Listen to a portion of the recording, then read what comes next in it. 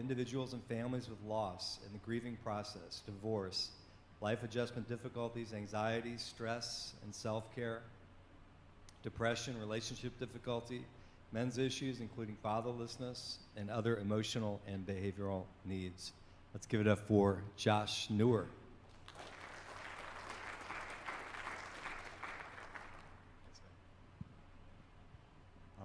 All right, yeah. So it's good to see you guys. I'm super thankful to be here. And, Iran. Yeah, I'm really excited. So I have a presentation, so you're gonna see a lot over here. So visually, if that's good for you, pay attention to that. I have a table over there with literally like 11 resources. So if we don't cover it in the questions, please come over and speak with me.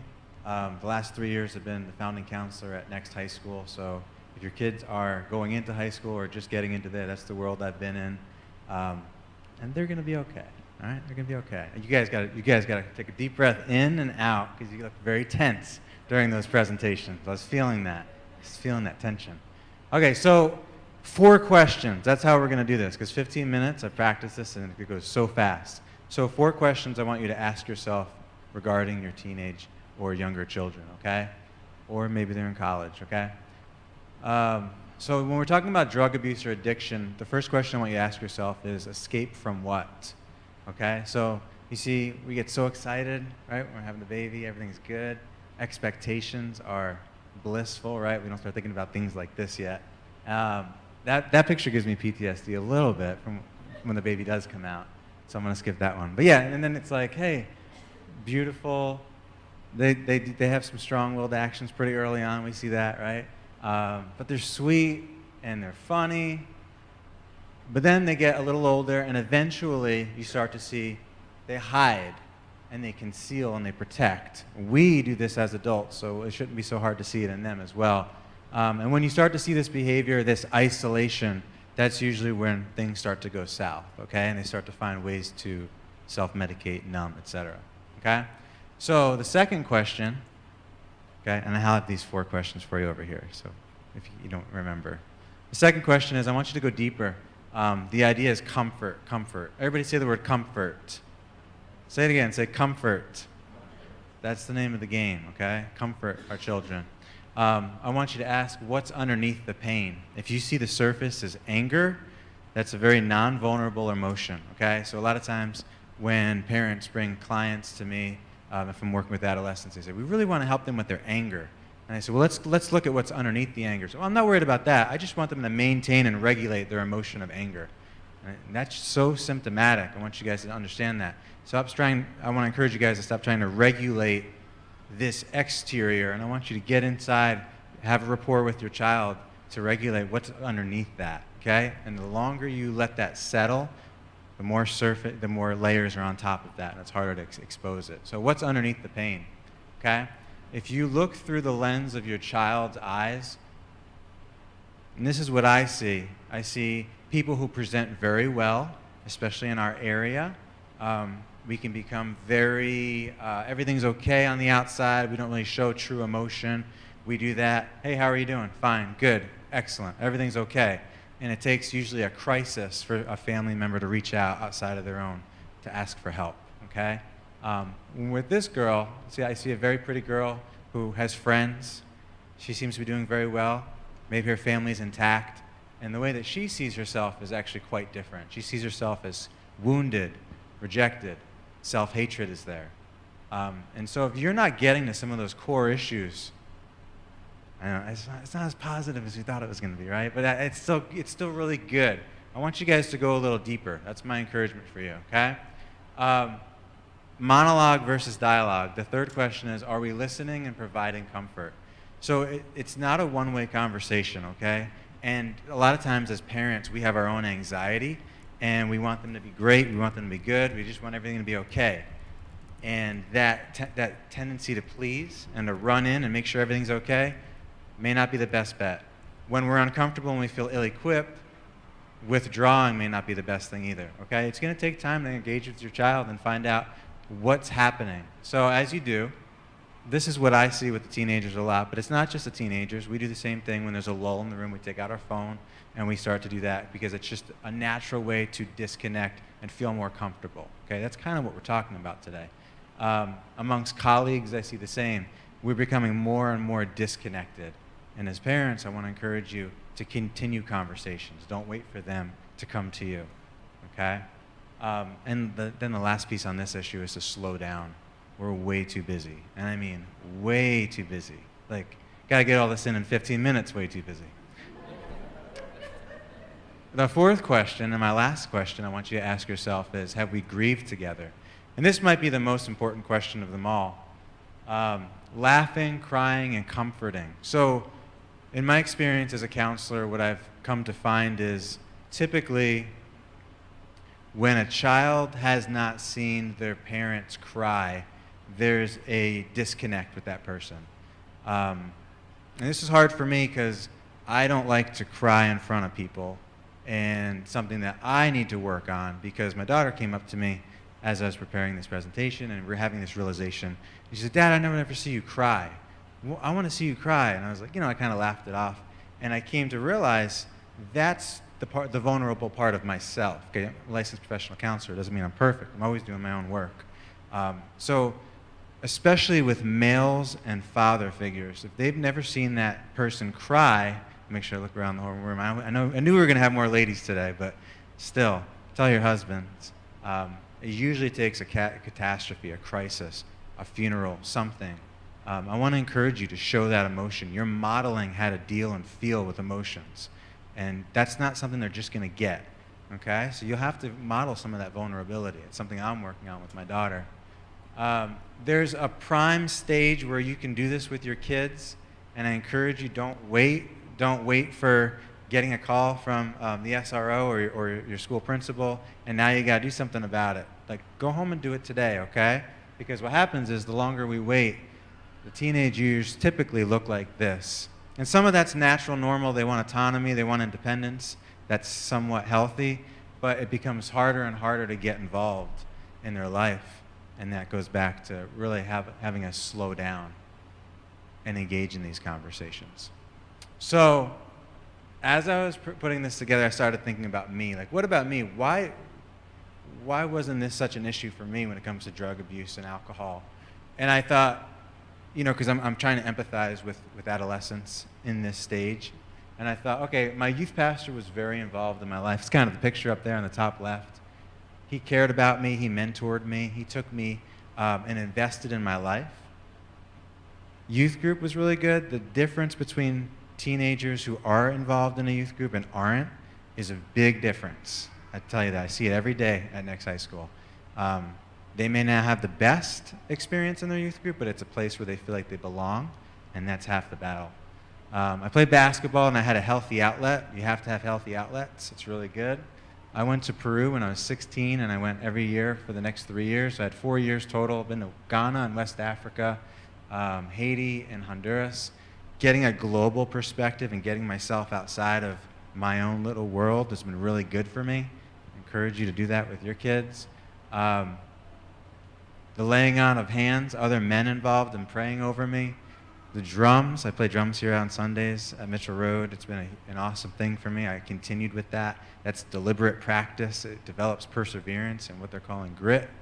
And the last one is my true mentor, my role model is a guy named Sonny from the band POD. When I was 16, I met him, and we're good friends now, and I thank him. I'll send him a text today and just say, thanks for your interest in my life. You cared about me. You poured into my life. He lives in San Diego, California. I grew up in New Jersey, and he invested in me. People need to invest in your kids, and that means you have to do something vulnerable to get outside of yourself. What you're doing should be great. I bet you're doing a great job. You need help from people around you as well to mentor them, okay? So, hope, okay?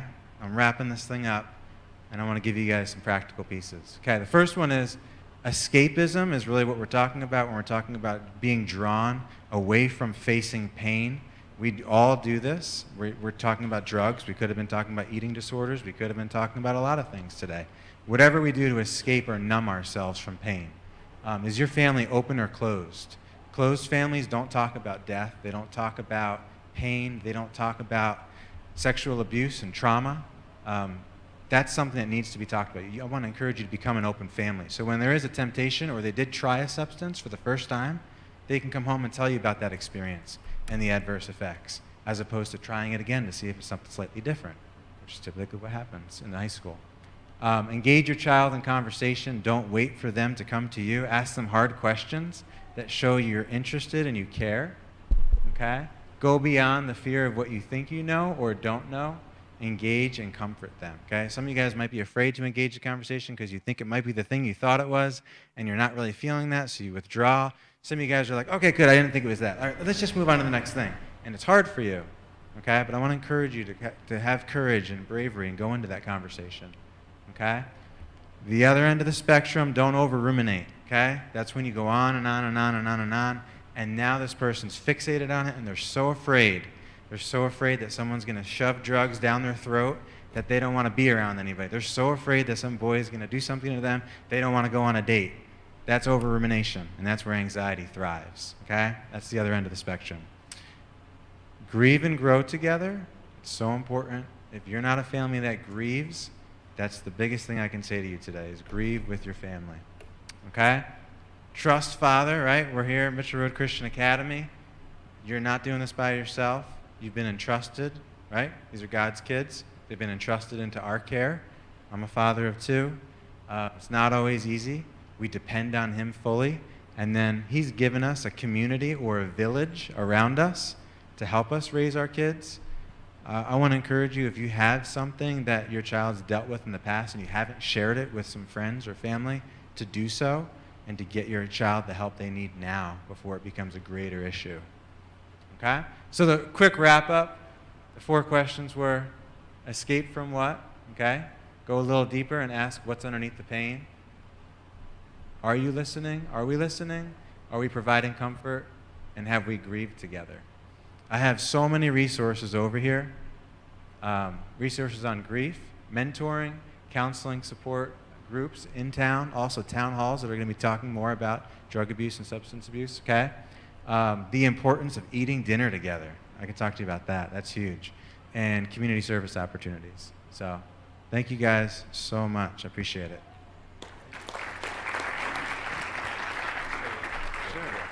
At this point, I'd like to have Richard come up and Jeff as well. And as you guys think of questions, you can address either one. For me as a school, I'd love for any of you all to speak to the issue of what can we do as a school regarding this issue. And you can start if you want, whoever wants to start. So your question one more time, sir? You said as a school? What can we do to prevent drug use? What can we do to provide a climate with the kind of thing you're talking about to kind of inoculate or protect our kids from the immediate risk of getting high school? Okay, I guess as a school, that's a lot of different questions wrapped in one. But as a school here, first, before you present it to the children, look at the plan and the system that you have in place. Like, for instance, sir, do you have children who take medication here? What is the procedure in place for, do they give it to a certain somebody who gives it to them, or do they have to carry it in their pocket and then take it themselves on their own? So that'd be just one way to address the issue. And then I guess you saw how we had the presentation with the parents. I'm more than sure there's resources out there that can actually give presentation to the actual students themselves. And that's just what we can do. So yeah, I think I taught here in 2014 to 2015 at Mitchell Road Christian Academy, and the tendency is to insulate, and that's a good thing, but it can also be a dangerous thing when they grow out into high school. And it's really important that you don't wait until they go into high school and they find out for themselves, and you wait until the first thing happens. So it's an age-appropriate answer. So I can't say blanketly how as a school. It would depend on the age. So, I mean, if they're in 7th and 8th grade, pretty much everything should be out there. You should be able to talk about anything, I think, by 7th and 8th grade, absolutely. Don't hold back, because eventually somebody's going to teach them that's their peer. It's likely to be incorrect, and they're likely to be very confused when you teach them truthfully what that is. And I would say, you know, as a school, echo here what you do at home. And like you were mentioning before, with the that open dialogue, that ability to sit and just bring up anything at any time and to be able to talk and converse. You mentioned it, and I was glad to see you do that too, was to me one of your best tools as a parent is your dinner table. That dinner table should be an open place where you can discuss anything at any time. I know with my kids, we have had some of the craziest conversations that come out at dinner, but they've been important. It's always a little bit nerve-wracking when you have company over and you're not sure what's going to slip out when they're talking because they've got that that sense of openness. But they should be able to be open and talk with you guys here at the school as well. You know, to come to a teacher, to come to an administrator, a counselor, that kind of stuff. And don't be ambivalent about it. You know, realize that this is something that can affect anybody. Okay, don't stereotype it. It's not something that is limited to, you know, a young kid in the projects who has no parents at home and just living with grandma. It can affect anybody.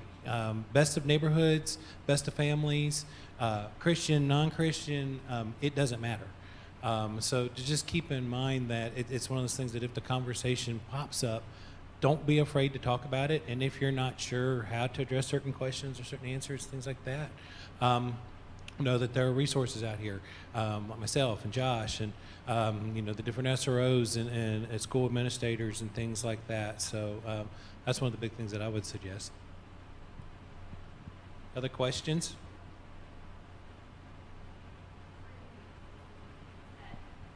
Give me the mic so they can hear what Jack's saying. Probably not that important question. We have some medications in our cabinets that have been prescribed, and we have some left over in the bottle, and I don't know how to get rid of it. I know that I don't want it in the house necessarily, but is it stupid? Can you just throw it away? I've heard don't throw things away. Don't flush things down the toilet. You have to take it only when there's a certain time at the pharmacy that they'll accept it. And I'm like, well, then I'm still holding on to it. So what do you recommend? It's a good question. I think you may, he knows the right answer. There's several different drop-off locations around the county. But here you go. One of the things that we just did recently, the state got awarded a grant through the feds, which is addressing the opioid epidemic here in South Carolina, across the country. We have a coalition that started, it's in its about second or third year now, called ECHO, which stands for Empowering Communities for Healthy Outcomes. We're dealing specifically with the opioid crisis, and one of the things we've been doing was getting a higher concentration of one of prescription medicine drop boxes that are out there. Before, there was only one in the county, and that was at the detention center downtown. And so a lot of people didn't feel comfortable always going to the detention center to drop off their meds. CVS, by partnering with them, Travelers Rest Police Department has a drop box as well, but we've actually been able to get GHS on board. There's now a prescription drug box at the main hospital downtown at Memorial. We've got one at the Greer campus. There's one now at, I think Patewood has one. Hillcrest is getting one if they haven't gotten it already. We've got them now down in Anderson, Oconee, and different places like that. So there are the prescription medicines out there. There's also different disposal methods. If you're familiar with the essential oils in doTERRA, they actually have a disposal bag that you can get, which you would take your medicines, put it in there, and it activates a certain chemical which will render that useless. So then once you have that, then you can put it in the trash, that kind of stuff. So that's another type of disposal method that's out there. The DEA does drug take-back days, usually does a couple every year. Those are usually hosted down at McAllister Square in downtown Greenville, where anybody can bring their medicines and dispose of them that way. And then also some of the actual retailers like Walmart just now started a program where that you can they will give you the disposal bag at the time that they fill your prescription as well. And then I know CVS is starting to put more of their drop boxes actually in the pharmacy. So that's some of the methods out there. Yeah, it's not necessarily great to flush it down the toilet because you're going down into the system, and you're talking about that could get recycled into in ways that we don't want to come into contact with it. But there are proper ways to dispose of it. Any other questions?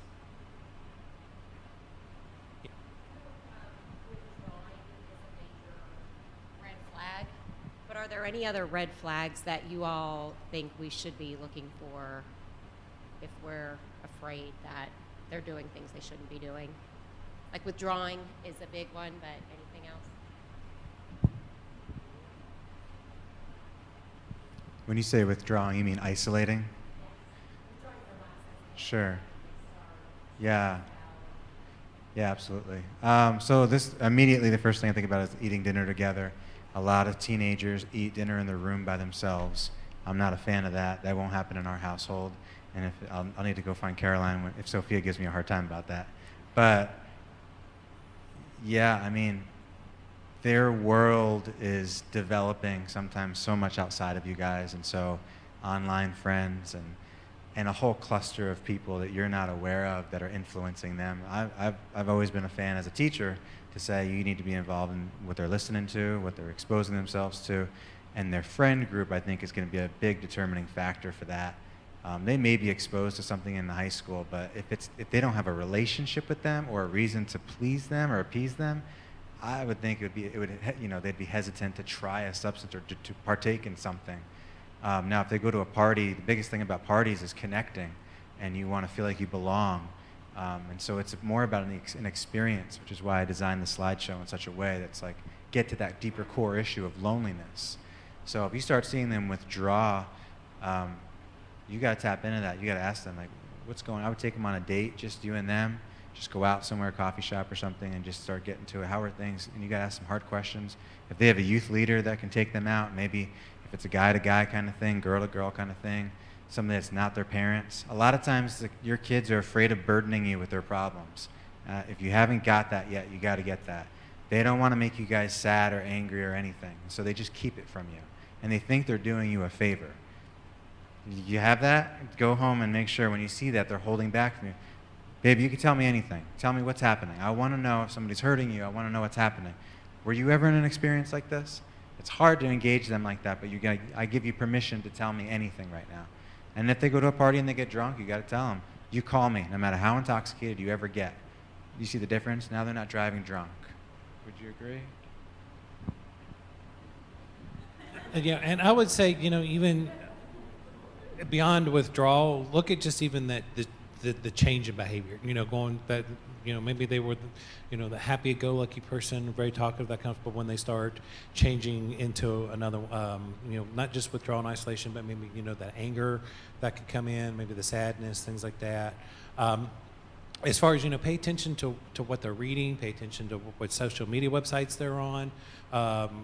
Pay attention, if you can see their homework, things like that.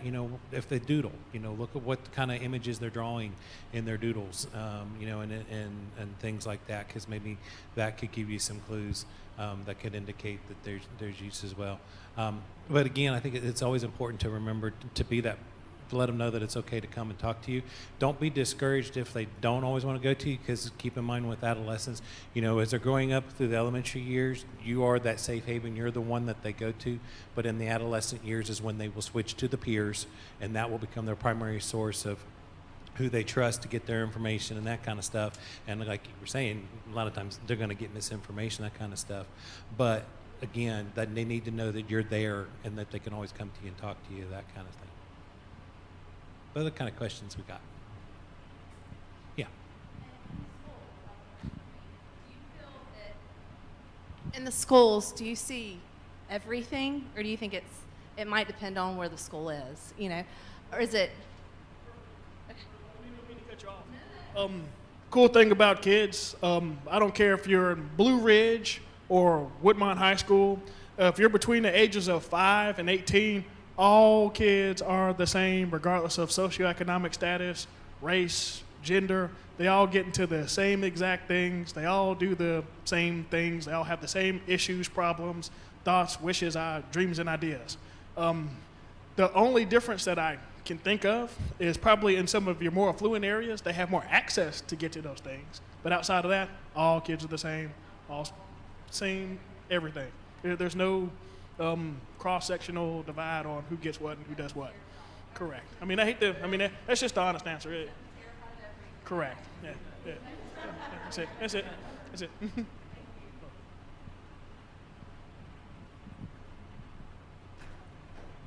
So what is the public school systems, especially in the high schools and I guess middle schools as well, what are they doing and how are they trying to manage this issue?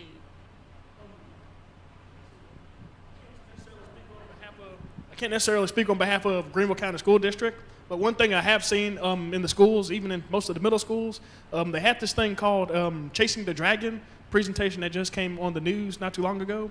They have a different version that they have tailored for younger children, and they've been giving those presentations in schools. Also, they have counselors that talk to kids about this issue, so they are addressing it. It is.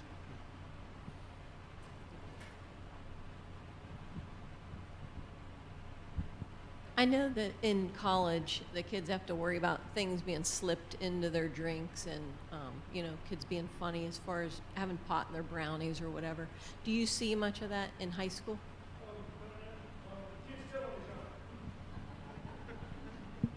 Really don't see too much of that. Kids telling each other all the time, so there's no real, I'm sneaking this person this unknowingly. I'm not saying it never happens, but no,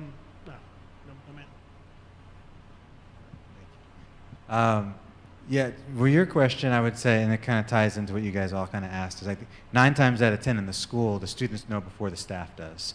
That's legit. So when we get it, it's usually from another student. So this week, I had a student that it was a supplement. It wasn't an illegal substance, but it was being sold completely undistributed.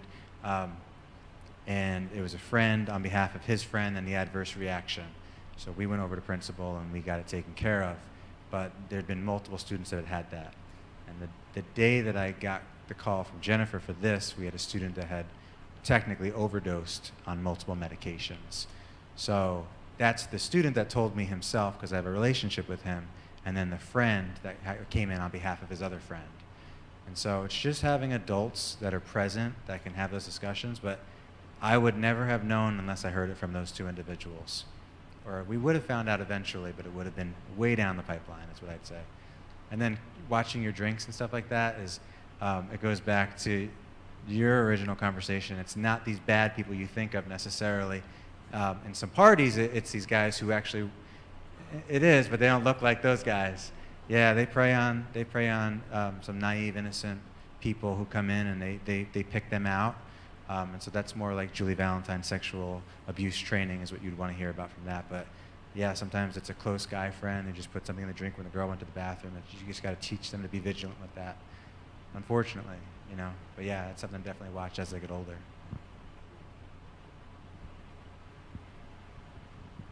It's interesting that the conversation's really about pills right now. Is that really the prevalent issue that's in the schools? I mean, I've heard of it as well, but I always think of alcohol and marijuana and cocaine as the primary issues, but maybe that's not really what's happening today. I guess to address your question, I think when it comes to the things that we probably were used to seeing as far as like marijuana, alcohol, kids have been taught these things are bad. You have to go to a bad place to get these bad things. But when it comes to the pills, they come from doctors. Doctors are good. I want to be a doctor. If a doctor gives it to me, it doesn't carry that same negative stigma as if it came from a guy in a dark alley. So I think that's why it's probably more prevalent, but I'm not saying the other ones don't exist also. I think one of the things that's also important to remember when it comes to what's being used most often, when you look at prevention strategies and things like that we go by, one of the biggest contributing factors is to ready availability and access to it. So that's why you typically will see historically alcohol being number 1, then it's been tobacco because they're legal substances. But always remembering to keep in mind that yes, it's legal, but it's only legal if you're 18 or older for tobacco and 21 or older for alcohol. With prescription meds, it's kind of that same thing. Prescription meds are legal drugs out there. Over-the-counter medicines are legal drugs. But, with prescription meds, you always have to remember it's only legal for that person with whom it's prescribed and taken within the guidelines for how it's prescribed. That's one of the reasons why we stay concerned with the issues around marijuana right now is because we're seeing it move from an illegal drug to a legal drug. And as it becomes more legal, you're starting to see it trend. It will trend up and things like that. So, like, a lot of times, when young people or people think about drugs, you want to think it's cocaine, it's meth, it's, heroin. So that's all the illegal stuff. And no, you're not going to see that hardly at all. Is it possible? Yeah. But what you're going to see the most of is the stuff that's legal. Again, because it's out there, because they can get their hands on it and get the access to it and use it. Okay. Any other questions? Time for one more. One more question.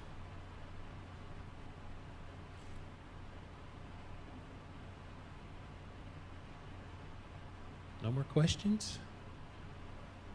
Going once? Going twice? Thank you very much. Yeah. Thank you, man. Appreciate it. Thank you.